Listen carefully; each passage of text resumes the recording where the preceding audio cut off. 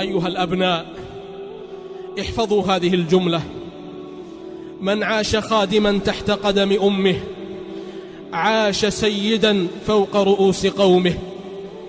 من عاش خادما تحت قدم أمه عاش سيدا فوق رؤوس قومه. عباد الله، القرب من الوالدين قربة، والبعد عنهما مسخطة. لا بد أن نعلم أن كل بيت فيه أنفاس الوالدين فهو بيت رحمة وحنان. الوالدان أفنيا الأعمار وأنفق الأموال علينا صغارا، تعلقت قلوبهم بنا كبارا، حتى إذا احدودب منهم الظهر وتقاربت الخطى وارتعشت الأطراف وأنهكتهما الأمراض وزارتهما الأسقام وابيض منهما ما كان أسودا واسود منهما ما كان أبيضا واشتد منهما ما كان لينا ولان منهما ما كان مشتدا، تعقلهم الشعرة ويتعثرون بالبعرة، يجازون بعد ذلك كله بالإعراض والنكران.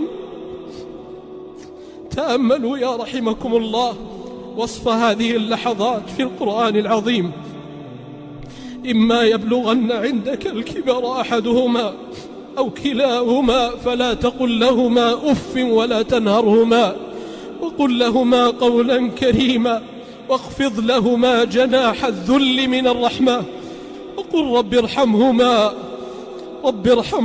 كما ربياني صغيرا. رب ارحمهما كما ربياني صغيرا. وبعد هذا العمر جاء إليك أيها الابن يتطلعان إلى إحسانك ويؤملان الصلة والمعروف منك، فوجداك فظا غليظ القلب لئيم الطبع شرس المعاملة سيء الخلق. إنا لله وإنا إليه راجعون. يا هذا إنه لا يقابل الإحسان بالإساءة إلا اللئام، ولا يقابل الجود والكرم بالإهانة إلا الطغام. وربي لا يفعل ذلك إلا من غلبت عليه شقوته وأعماه شيطانه وأضله هواه. أما علمت أيها المسكين أن رضا الله في رضا الوالد؟ أما علمت أيها المسكين أن رضا الله في رضا الوالد وسخط الله في سخط الوالد؟ والله وبالله وتالله إن الخير كل الخير في الوالدين المسنين. إن الخير كل الخير في الوالدين المسنين.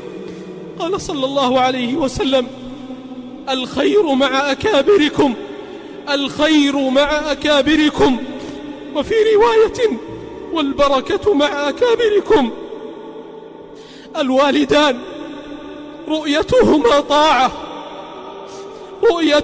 طاعة وحديثهما قربة ودعاؤهما بركة وطاعتهما حسنة. بكى أحد السلف عند قبر أمه لما دفنوها، فقالوا له في ذلك، فقال: لم لا أبكي وقد أغلق علي باب من أبواب الجنة وحق له البكاء، فموت أحد الوالدين صدع في الفؤاد لا يجبر.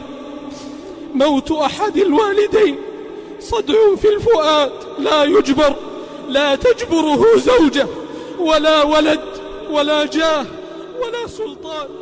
عباد الله، حذاري أن تبعدوا من أوصاكم محمد صلى الله عليه وسلم بها وجعلها أحق الناس بحق الصحبة.